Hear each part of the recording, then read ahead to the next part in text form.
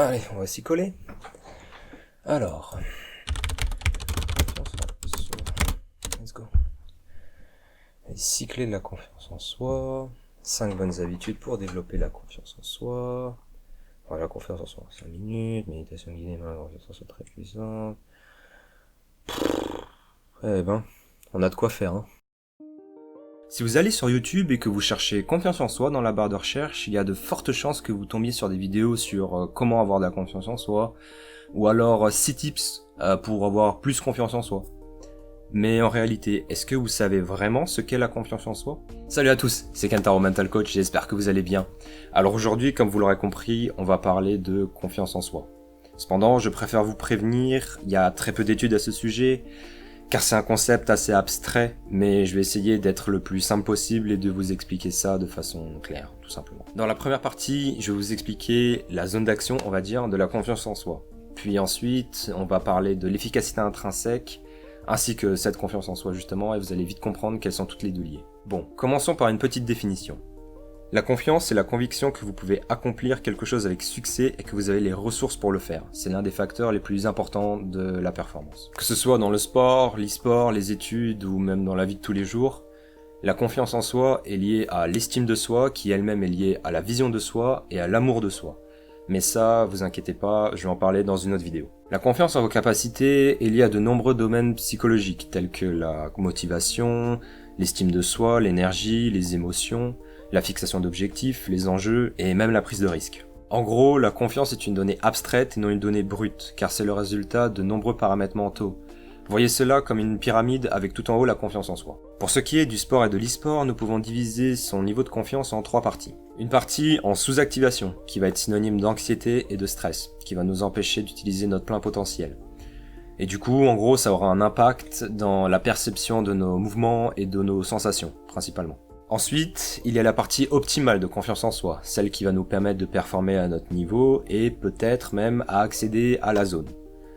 La zone, c'est un concept abstrait qui fera l'objet d'une autre vidéo encore une fois. Puis enfin, il y a la partie en suractivation, qui va être synonyme de baisse de performance aussi, due à une confiance excessive. Donc vous allez faire des gestes totalement irrationnels à cause d'un peut-être un début de match, un très très bon début de match par exemple. Vous l'aurez compris, la confiance en soi va très fortement impacter notre niveau de jeu et votre niveau de performance lors d'une rencontre ou d'une épreuve. Vous sous-estimer, c'est courir le risque d'être médiocre et de fuir le duel, entre parenthèses. A l'inverse, si vous surestimez vos capacités, vous courez le risque de la perte, de l'échec ou même de la blessure. Par conséquent, il vous faut des compétences appropriées et une confiance optimale pour performer. Maintenant, parlons de la confiance en soi durant la phase de préparation d'un match, d'une épreuve ou d'une rencontre. Et je vais plus précisément vous parler de l'efficacité intrinsèque. Par définition, l'efficacité intrinsèque est liée à vos attentes lors d'une compétence sportive ou à atteindre un objectif spécifique et constitue donc un indicateur de vos perspectives de réussite ou d'accomplissement futur. En gros, c'est la conviction d'atteindre vos objectifs qui va déterminer votre comportement. La quantité d'efforts que vous consacrez à une tâche est liée à votre efficacité intrinsèque. Plus votre efficacité intrinsèque est élevée et plus longtemps vous arriverez à maintenir votre niveau de performance même si la pression est intense. Elle peut être réelle comme un vrai match à enjeu, ou elle peut être perçue. C'est vous-même qui vous infligez votre pression. La confiance en soi vous rend plus résistant face à des défis qui sont en général de plus en plus difficiles. En gros, efficacité intrinsèque élevée plus effort soutenu est égal à grande ténacité lorsque vous allez rencontrer des obstacles ou lorsque vous allez échouer à quelque chose. Vous êtes alors plus ouvert à la réflexion et sur les moyens de faire face à de nouveaux défis. Les personnes ayant une efficacité intrinsèque plus élevée vont se fixer des objectifs beaucoup plus ambitieux, mais du coup auront une vision plus positive et seront prêts à prendre plus de risques pour réussir.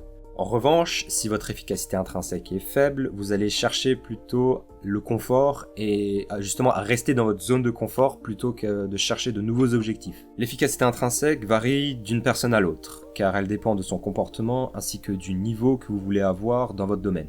En conclusion, la confiance ainsi que l'efficacité intrinsèque qui est liée à cette dernière est la compétence mentale la plus importante. Elle va influer sur vos choix, vos attentes et aussi votre avenir. Et l'efficacité intrinsèque peut vous apporter une conviction qui va vous aider à améliorer votre performance sportive, e-sportive ou même votre confiance en soi dans la vie de tous les jours.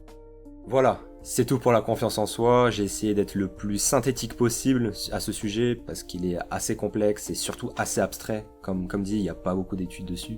Donc si la vidéo vous a plu, n'hésitez pas à vous abonner et à lâcher votre meilleur like. Si vous avez des questions, rendez-vous dans les commentaires ou sur les réseaux sociaux. D'ici là, portez-vous mentalement et physiquement bien et moi je vous dis à la prochaine. Peace!